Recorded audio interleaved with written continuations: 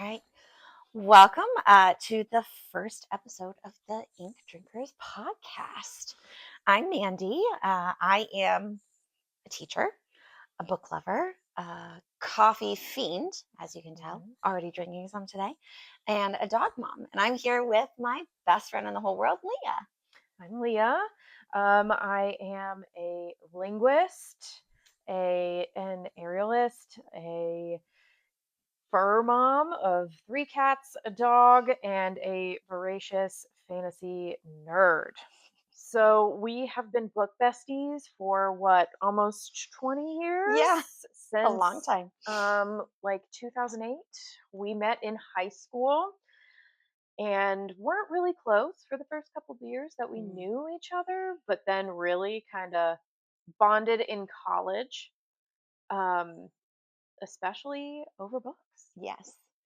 Our love for fantasy has definitely been where I think we found our niche the most. Also, mystery though. Oh, that's true. That's very true. Huge mystery readers. A Agatha Christie aficionado Mm, and a Sherlock Holmes. Um, lover over there. oh yes, Yeah. one of my absolute favorites. Um, but I feel like as of late, we tend to gravitate towards fantasy. Hmm. But at different times of the year, we'll read a romantasy or Hmm. mystery thriller. I've got you to dabble in horror from time to time. Yes, I've read a couple of Stephen King's in the last couple of years, which I never would have picked up without this one's influence. So always expanding our horizons. We didn't we have a book club together, and you know what, we read a lot of the same Hmm. books. Buddy reads all the time, and so many people I've heard online want a book club of their own. They feel like they don't have any around them that they can participate, so we decided to make one, and hopefully we become your new favorite book club. That's our hope. We spend so much time talking about either the books we're reading together or just Mhm. the different books that we're reading at different times that we were like, you know what? Like, we could do this, see what becomes of it, see if we've got some people that want to read along with us as we go through this journey. And when we sat down and, we're thinking of all these different podcast names or book club names. And, there's always that typical like bookworm or whatever. And then Leah suggested, she's like, I was doing some researching and like thinking about different things a while ago. And she's like, what about the ink drinkers? And I was like, okay, first of all, I love that because hello. It rolls off the tongue real cool. It makes me think of coffee and books all at once. But then she told me the story behind it as well. So, as a linguist, one of the things that I often do is look at different types of words or phrases that different cultures have. And as a reader, one of the first things I looked up when I started studying linguistics was different cultures having different words for something like bookworm. And when I looked at that list, one that came up was the French term, which I will not try to pronounce that because I don't speak French and I will butcher it. But it translates to drinker of ink or ink drinkers. And so that kind of stuck with me for years and years. And with that in the back of my mind, when this project came up, I was like, this could be something that we could actually use that for. And it feels Hmm. so authentic to us, the way that we devour books, and also our obsession with a good Coffee. coffee. Yes, absolutely. So it kind of just stuck with us, and here we are. And we hope that you will be able to join in with us, get to know us a little bit, and read along. On that note, we do have some things set up. I assume a lot of you are in the book social media space, as you have found us.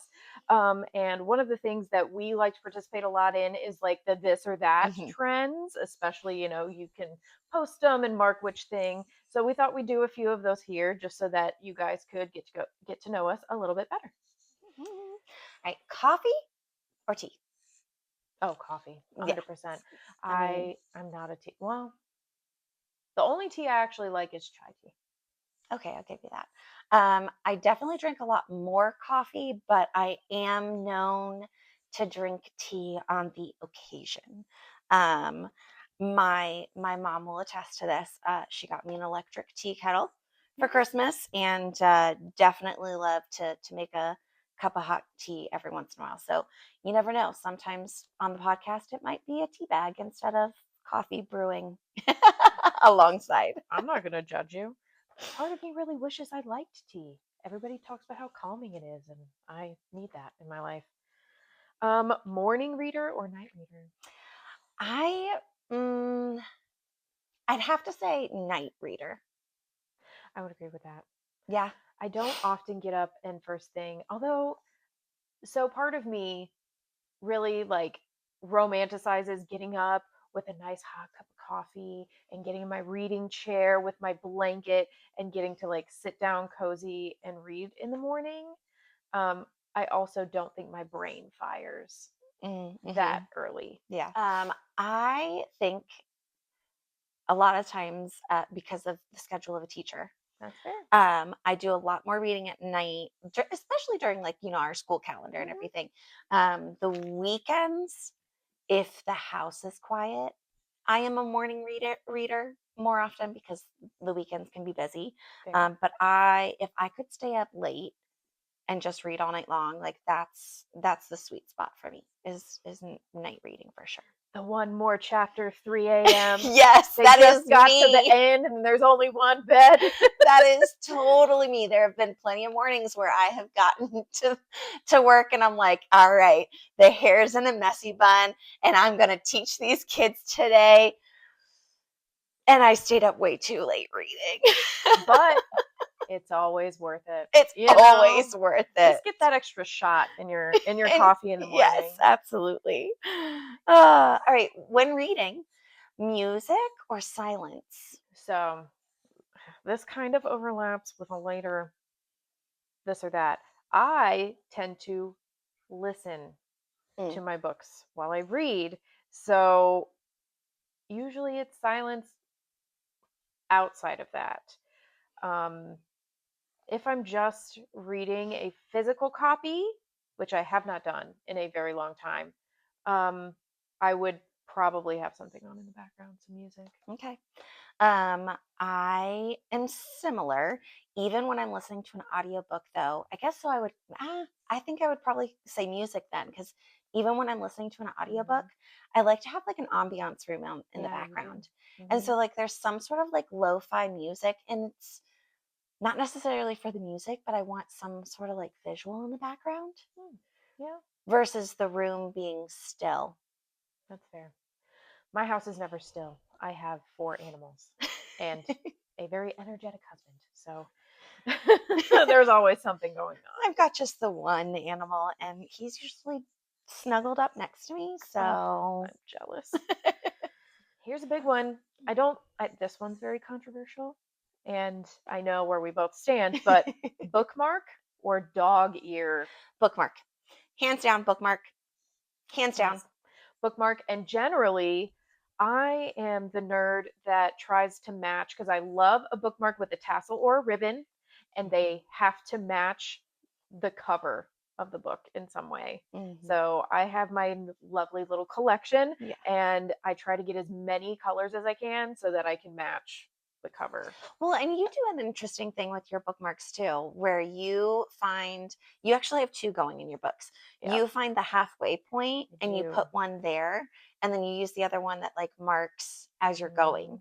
Mhm. Um, which I've always aspired to do, watching you do that. And then I think about it and I'm like, I just can't. It's a lot of work for me for some reason. I use it for tracking. I like to see progress, especially Hmm. if I'm listening. Then it's like, depending on what you're using, right? Audible doesn't really do a good job of like showing you the progress.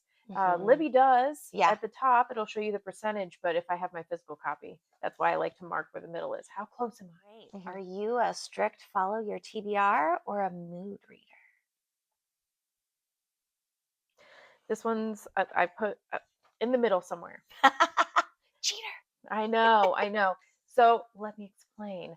I am more of a mood reader, I would say. However, I tend to use Libby as my Mm. TBR scheduler. So I will put things on hold, and as they come up, I'll be like, okay, I'll read that. Mhm. But there are definitely times where I'm like, nope, this is not it. And I need to put this down, and I'll pick it back up, put it back on hold, and try it again later.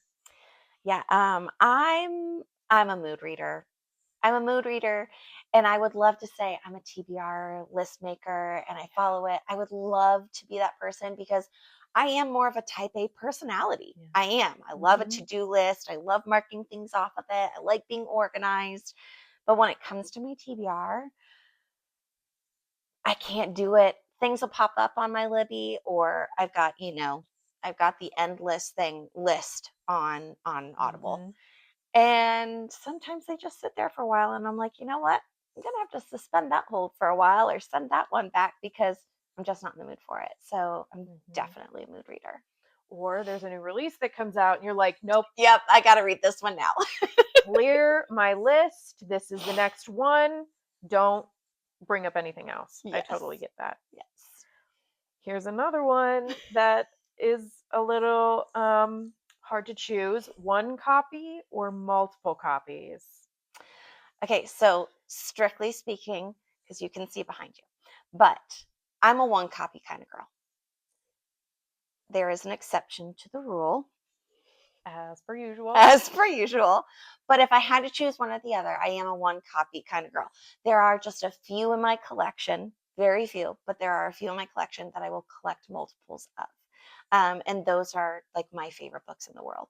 I've got multiple copies of Little Women. I've got multiple copies of Sense and Sensibility. I've got multiple Hmm. copies of Frankenstein because Yeah. they are some of my favorite books ever. And so when I find a new edition of it, that looks different, that's got new edges, that's Hmm. like when my husband has stumbled across like a very old version of especially one of those classics, Yeah. I'm like, yeah, you need to come and add to the collection. Um, but oftentimes, if a new edition comes out of a book, like a newer publication, I will unhaul one and replace it with another. I know that's not a popular choice. No, I think it's a smart one though. Um, as far as like space requirements, I have multiple copies of many books. I do have ones that I have done this on purpose. Like I have multiple copies of different variations of the Sherlock Holmes books. They are classics. There's always new editions, and they're some of my favorite things. So I do have those, and then I do have a bunch of special edition books. I personally am subscribed to Fairy Loot, and sometimes you don't know what's coming Hmm. until you get the box. And so I've had special editions of those. Um, and that's usually why I have two copies. Although, on the rare occasion, I'll forget that I own a book and end up with two of them. And in that case, I would definitely unhaul them. Yeah, I think I know the answer to this one. Paperback or hardback? Now, here we go. This is where it gets deep, right? So, hardback for display and trophies. Because, come on, let's be honest, your shelf is like your Yep. either your future conquests Hmm. or your trophies. But for reading experience, I prefer paperback, a nice floppy Hmm. paperback. I prefer paperback altogether. Yeah, I get it. I get it. I do. I do. Now, there are plenty of hardbacks over Hmm. there. There are because once you buy one, they have to match. Yes, that is also very important. I mean, you if Yeah. you start a series in hardcover, you have to finish the series in hardcover, and vice versa. Which has put me in a tricky situation a couple times with series because I find them after the first book's no longer out in hardcover, Hmm. and then I have to wait longer because they have to match. Like the Enchanted Greenhouse. We're not talking about that. It's fine. Standalone or series? Okay, I struggle with that one sometimes. I would say I do enjoy a series a lot. I really do. I think most of what I read are series, especially when it comes to the fantasy world. I feel like Mhm. most fantasies are series, Mhm. even if they're not like a chronological story and they're episodic, right? Mhm. There's a lot of that. And I love being able to stay with characters for a long time. But there is something nice about every once in a while just having that standalone. But if I had to choose between the two, series. I would definitely choose series 2. I when I read really like need to get attached to the characters, and only having one book with characters that I really love, Loki sucks. Like I want to be able to know what's happening with them and for a long period of time and follow their growth and things like that.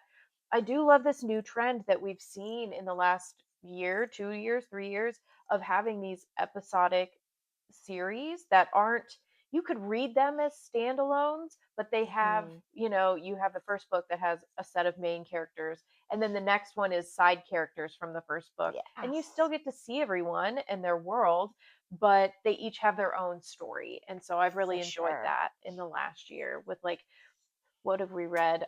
The witch lore The books. witch lore books. Ones that I've read is Witches of Thistlegrove, or the Thistlegrove Witches series. Mhm. The one we just mentioned, Spell Shop Yep, spell series, shop is the series. same way, and I think we've really enjoyed those. Yes, for sure. Okay, we've mentioned this audiobook or physical book. So I tandem read. But if I have to choose, audiobook. I like to have a physical copy in front of me. So if I ever say that I'm reading something, I'm also listening to it at the same time. And I will let you know if I think that the audiobook is bad or if it's good. But I just the way that, like, audiobooks keep me on track and Mhm. paying attention, if I just have a physical, my mind will wander. And so that's where I'm at, audiobook. Yeah, I'm an audiobook for sure. Um, it's a very rare occasion where an audiobook will fail me. True. I had one experience lately. I will not name names in this moment. We both know what I'm talking about. um, where the audiobook did unfortunately leave me wanting, and I wish I'd had the physical tandem reading in front of me more Mhm. often. But I do the same thing. I tandem read a lot, especially on the weekends. Love having that right in front of me and Mhm. everything. But Yeah, audiobooks. I really love audiobooks too when you get multiple narrators. I'm noticing that they do that a lot Mhm. more often, especially because we're seeing a lot more books, I think, with multiple Yes. POVs. Mhm. Mhm. And so when you've got like that bigger cast, it just brings a lot more atmosphere, and I don't have to be like creating those voices in my head myself. I agree. I think it adds something extra, and, like, something on top of that is the graphic audio trend that's Hmm. now, like, they have special effects, and it makes me, like, think of, like, old-timey, like, radio dramas that Hmm. they used to have where they had the special effects and stuff, and I feel like it's bringing us full circle, which is really cool to think about. On to some, like, genre style this or that. Horror or fantasy? This one's hard for me. Um, I definitely own more fantasy. Oh, don't lie. This is a It's fantasy. It's fantasy. It's fantasy. It's fantasy. I have to choose fantasy, but I do love horror books. no, I was gonna say this is a time of year dependent thing It for is you. too. It's a It seasonal. is.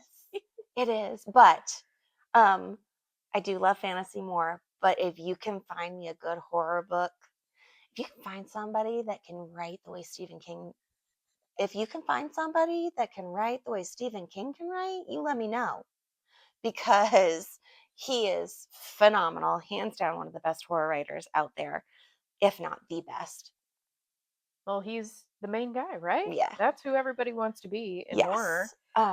But yeah, fantasy, but the horror's right there, right there. This, I mean, we both know horror tops it from, like, September to mid-November. Let's say mid-August to mid-November. Okay, mid-August to mid-November. For me, it's fantasy easy pick because I was a super wimpy reader, and would not pick up a horror book until we like seriously started meeting, or I started meeting with the book club that she started. And at least once a year we read a Stephen King. And actually, I don't get as scared as I thought I would. Mhm. I feel like people build it up like, oh my gosh, it's gonna make you sleep with the lights on, and I I can handle it pretty well. So I've actually picked up some of his books on my own. So we should be proud of me. I'm very proud of you. But I am a fantasy reader, hands down. I devour anything and everything. I tend to lean heavy on epic fantasy, which um, not everybody is a huge fan of just because it can be slow. I get it. I understand. But I love, Spoiler. I love a good new world with magic systems and all of that. Right, mystery or romance? Mystery. This one is not very difficult. I like romantic subplots, and I enjoy them in all of the books Mhm, that we read. I usually want more something more driving the plot, and mhm, I struggle with reading a lot of romance. Mystery. I love a good mystery, as we discussed mhm. earlier. Yes. I'm big into Sherlock Holmes, but lots of like mystery TV Yes, shows yeah. and Criminal Minds and things like that. And so I always want to know who done it. Yeah. I'm the same way. Mystery. I think out of the two of us, I probably read a little bit more romance. That has been a little bit of a growing genre for me over the years. I've kind of broken through that barrier in the genre. But definitely mystery for me. Agatha Christie is my all-time favorite. Poirot is my favorite detective in the entire world. Love that man and his little gray cells. So hands down mystery. I was about to give her a bonus this or that and give her Poirot or Marple, but No, no, she no, Poirot. Hands down. I don't even have to think about she that one. beat me to it. um, This is where you gave a spoiler. oh, I my eyes skipped one. Cozy or epic? That wasn't a spoiler, actually. This is very difficult for me. Oh. I love a cozy. I love a cozy. I didn't really get into them until the last couple of years. I really Mhm. don't think they were that popular until, Oh, that's true. or they weren't marketed that way Mhm. until the last couple of years. But I've read so many. We Mhm. already mentioned Spell Shop Mhm. and Enchanted Greenhouse. We've Legends and read, Lattes. yes, Legends and Lattes, and that whole TJ Klune. TJ Klune. We've read oh, and that's what I was going to say. Brigands and Bread Knives is about to come out. Yes. We're really excited for that. Um, yeah, I would even say like Witch Lore is kind of Yeah, a cozy fantasy it's romance. yeah, I'd say it toes that line pretty well. So I do love a cozy, but then again, I think I've been an epic fantasy reader since I was young. Mhm. I read, I think, at least, and this is going to sound bad, but at least half of the Narnia books. Um, when I was really young, I have read all of the Mistborn series, Era 1, Era 2. I'm halfway through Way of Kings. I've read um, the Greenbone saga. I have started Robin Hobb. We'll see how that goes. But I definitely love an epic. Yeah. You've gotten me more into epic lately. I feel like, cause like I read Lord of the Rings. Yeah. That's I feel like where maybe epic got its Oh yeah. Lots of start people. and Hmm. everything. But I would say I'm either fantasy or cozy. Hmm. And I have been diving a lot more recently into the epic. So of the two, I noticed myself leaning more towards cozy, but Hmm. growing my epic feel Oh, we'll for get there. sure.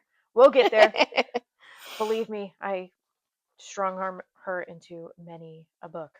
You do, and I end up loving it all, so Mm. it's not even a problem. Oh, right. Multiple POV or one POV? I think I prefer multiple POV. With a caveat here. I like the multiple POVs when they continue the story from like straight through, where it's not Mm, jumping around. Because I feel like, and I can't put a finger on exactly books to like show the difference here, but I feel like I've read some POVs where, oh, I know, Throne of Glass does this. I still love Throne of Glass. Still love those books. Eventually your the characters, the timeline's still together ish, oh, in but the the two, characters, yeah, Empire of Storms and and Tower Tower of of Dawn, Dawn. That's you're further away from each other, and I like it mhm. when you're like the group is together and you're just going back and forth, Mm, but everything's still sequential mhm, and everything. And I like, again, with an audiobook, I like the multiple POV because a lot of times you get the different narrations mhm. and the voice changes and everything. So I like that. I think Game of Thrones is that way too, with like characters being in different places, and so you're not sure when they're happening, like if they're Hmm. happening at the same time or not. I like multiple POVs, because you get, I feel like, a more well-rounded view of what's going on.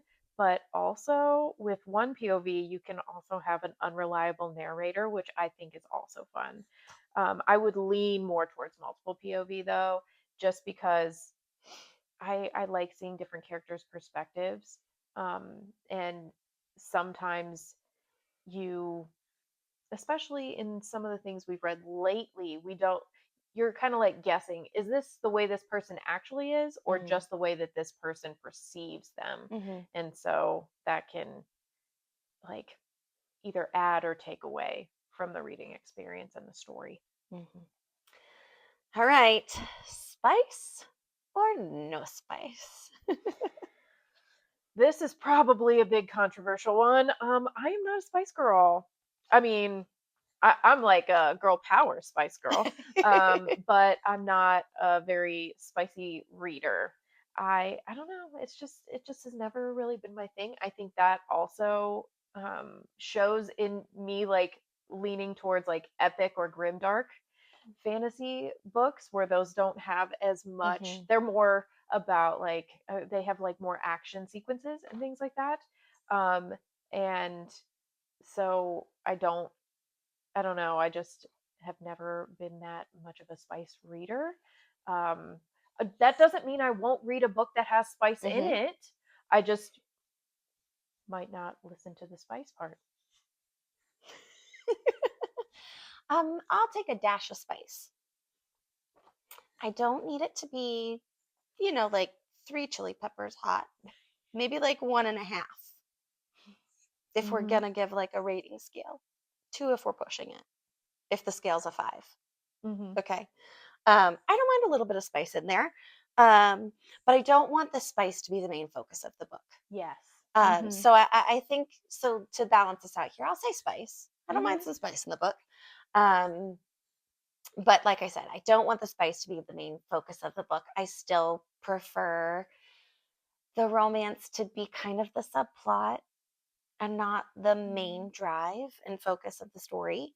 Um, I like a cuter romance than I Yeah. do, like, Mm-hmm. I'm more of a cozy romance kind of person, than I am anything else. So, I guess with the spice, I want it to serve a purpose for relationship building or moving the plot forward.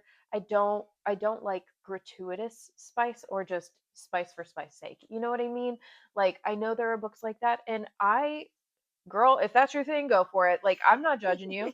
Um so like but that's where I sit on that spectrum. So I'm more like a bell pepper. If we're going if we're going through and having like some type of scale, I don't even make it to chili. Let's be honest. I love you. Uh, Um, Ah. but next one, short chapters or long chapters? I like a short Oh, chapter. I like a short chapter, short and sweet, because you can say a lot in a short chapter. And me as the reader, I feel very accomplished. yeah. Yes, Like, if you just exactly. have to give me more chapters because they're short, I'm here for it. I'll take 100 chapters. Yep. I love like feeling progress. When you put too much in a chapter, one, I feel like it slows the pace down. Hmm. And half of the books that have longer chapters have breaks in the middle where they have Yes. breaks, like scene breaks. So Just make it a sometimes chapter. I would like to know why the choice was made to keep one chapter instead of breaking it up. Yeah. And maybe that's just something I don't understand as a reader that's not a writer, Hmm. but yes, 100%. Give me short chapters Hmm. Hmm. every time. Enemies to lovers or friends to lovers? Hmm. I I like enemies to lovers. There are a couple of books that where I've liked the friends to lovers trope, but I like the overcoming of like the I don't like you Hmm. and finding the common ground and then seeing the good in the other person. Like I like that tension to like, you know. Hmm. So, I'm also an enemies to lovers, and I think when we went and saw Carissa Broadbent, Yeah. she said it the best. Enemies to lovers is the best trope when it's enemies to friends to lovers. Yeah. And I completely agree with when she said that. I was like, yes, that's the way I love to see it in a book. Mhm. For them to absolutely like hate each other's guts at the beginning and be each other's mortal enemies, and then learn how to understand each other and start like Mhm. finding that common cause, and then to fall in love with each other Mhm. through that progression. Chef's kiss every time. Yeah, because if like the love happens too fast, I feel like it's not Hmm. believable. I Yes. feel like if they're like, I hate you, I want to kill you 1 minute, and then all of a sudden they're in love, I feel like there's something like you missed a step Hmm. somewhere. And so I also prefer that when they end up friends first or some type of common ground, Yes. like uneasy companions, and Yeah. then they figure it out by the end. Ooh, here's an interesting one. Chosen one or reluctant hero? I love the reluctant hero. Yes. I love the reluctant hero because it's I don't know if I can put into words like what Mhm. that like when you read those stories, it's that like downtrodden character that needs to have that like built up of confidence, and just doesn't believe in themselves. Mhm. How could I possibly be the person that like is gonna quote unquote save the world? You Mhm. know? Yep. Um, and to see them come out on top and to be the one that people rely on, I love that, hands down. Yes, reluctant hero. Like just listening to that, I think of Kaladin from Way of Kings. That he's one of my favorites. Um, I really love. This is kind of found family too, but um, Kings of the Wild by Nicholas Eames. It's like all of those guys. They're like, I'm done with fighting and oh, but my bandmate needs help, so they get back together. They're kind of reluctant to do it, but they'll do it for him, type of thing.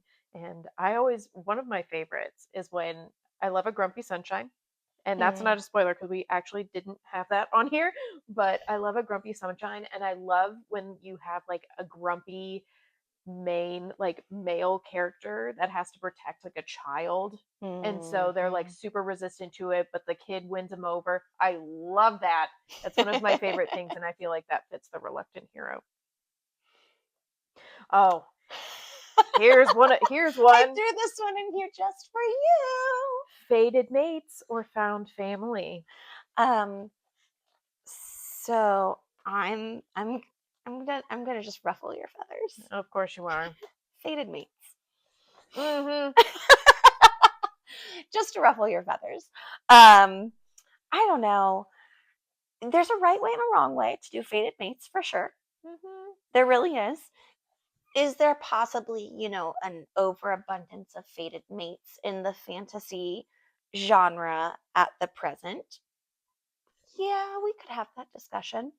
Um, but there's also just something that gets me, like, in the gut when, like, the click of a fated mate happens, especially if it's been an enemies to friends to a lovers kind of moment too. Like, if those 2 things align with a fated mates, Mhm. I'm like, "Give it all to me, I'm here for this." If you can't tell, my choice is found family, but I'll explain my aversion to fated mates first. Um, there, I feel there is an oversaturation of fated mates right now in a lot of the books that are coming out, and even some of the books that I'll pick up and like there's nothing in like the back. I'm an avid blurb reader. I read the back of the Mhm, book. I want to know what it's about. I don't usually go in blind. And usually you can tell from a mhm, blurb if there's going to be something like that. And I picked up it was a fairy loot book I had gotten Oh. and got in the middle of it, and there was some type of research about the type of creature she was, and they were like, "Oh, sometimes they had mates." And I was like, "Oh, here it is, right here."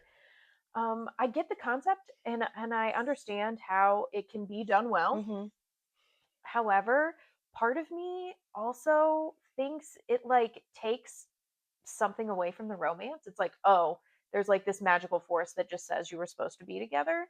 And if they do have mhm. interaction and like you can see them falling in love and it's not just like snap, I imprinted on your child that you just birthed, um, then I'm more about it. It's when it's like, oh, they were just fated to be together Mhm, that I'm like, I feel like that's taking away something from every interaction that they've had, and like, I want more out of the romance sometimes than I think we get. People can use it more as a cheap device, mhm. but when it's done well, it can be great.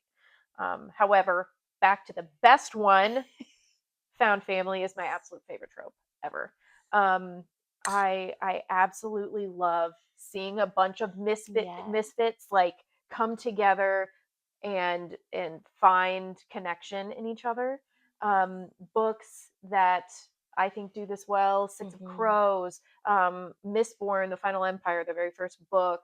Um, shoot, so many books. Nevernight, mhm. in the Nevernight series, more in book 2. I won't spoil too much because she has only read the first one. Only read the first one. Um, just that moment when at first it's kind of like hard and they're trying to figure things out, and then they come together by the end and they're defending each other. I'm sold every time. Every time. All right, last one. Do we like a happily ever after or a cliffhanger? I think this might shock you. Mhm, I like a cliffhanger. I want to be driven towards the next book, assuming that it's a series. mhm. Because why would you have a cliffhanger If if it's it's not not a a series? series. But if it's a series, I want to be like thirsting for that next book. Like, oh my gosh, Mhm, what's going to happen? I want to be in suspense. Now, if it's the end of the series and you give me a cliffhanger, like an open end, mhm, not always my favorite, but mhm. I would actually say cliffhanger. So I thought I was gonna shock you because I also want a cliffhanger, especially if it's a series. Now Yeah. that the open-ended, I like how you said that, the open-ended, kind of thing, if it's an end of a series. I don't mind a thought-provoking book every once in a while. Mhm. One of the ones that comes to mind, actually, there might be 2, but one is in particular, that comes to mind is All This and More. Oh yeah. That book I feel like ends, no Mhm. spoilers, promise. That book I feel like ends, especially with the way in which you read that book, Right. can be very open-ended. Because Mhm. I feel like you and I both read that, and we took very different journeys with reading that book Yep. and could be interpreted in very different ways. And so, like, Mhm. that book, cliffhanger in a completely different way. It's open-ended, but it's supposed to be, and so you do kind of feel like left empty inside, which is okay. It's the And purpose it's kind of of the the point. book. But no, I also want to be driven towards the next book, especially if it's a series. I don't always love a happily ever after. I don't need everything to be tied up perfectly in a bow. Sometimes at the end of a series, if you give me like the perfect epilogue, it can kind of be a little disheartening. I'd rather you leave it just end the story. I don't need the like 5 years later. Sometimes I want them, but sometimes I don't. I'm a very picky person, apparently. Well, I also think it can depend on the genre, to be honest. I feel Mm, like with romance, I feel like a lot of readers in the romance genre feel like there's a promise of a happily ever mm-hmm. after at the end. And so, like, that I would have more expectation there. And a It's true. cliffhanger with romance would feel weird. Weird, out of place. Um, I always want a resolution in like a mystery. I want to know who did it, Mm-hmm. or at least mostly know who did it. I don't know if you would call that a happily ever after or not, but a cliffhanger and a mystery, jail, straight to jail. If you don't like, if that person doesn't have to be convicted, but if you don't at least have like strong evidence against somebody, Yeah, you haven't told me. You haven't told me mm-hmm, that this is actually the person that's done it. mm-hmm, I'm gonna be upset. You know what I mean? So it Yeah, can be a little genre dependent, but like I said, I would, if it's a series, I want to read the next book. same, same.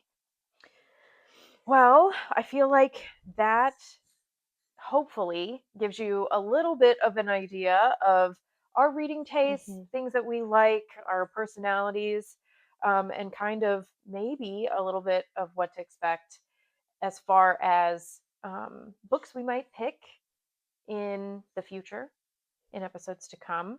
But you are probably wondering at this point, well, you've started this podcast, Yep. you're introducing yourselves to us, but like, what the heck are you guys going to do? Mm-hmm. And where do we go from here? So maybe we can give you a little insight into that. So we're hoping to, like we said earlier, become a little book club together. We will pick a book roughly for each month and break it down into different sections, and each week cover portions of that book. We will talk about those portions at each episode. So these episodes that we put out will be spoiler heavy. We will be specific to, like, if we say that the first section of the book is chapters 1 through 10, we will be specifically talking about chapters 1 through 10 of that Mm-hmm. particular book. We won't go past it. We'll be very specific to it, make sure that we are staying within the content area of those. But highly recommend that if you are going to be listening and you don't want the spoilers, that you've either previously read this book or you're reading along with us when we're posting our podcast episodes, so that things aren't given ahead of time to you. So we'll post on our different social media formats a little layout for you so that you can see what book we're going to be covering, when the different sections will be covered for the month. Yeah. So we think that that will be like a good way to have people read along with us and be able to interact with you guys. Um, Not only will we be looking at that specific section for the week, but we might be giving our own predictions of what may come in Hmm. the upcoming section. Once we get to the end, I Hmm. think we'll do, obviously a rating and maybe a summary and how overall we think that the entire book went, do like a summary, hopefully get some input from you guys, and have, a conversation because that's what we're really hoping to do.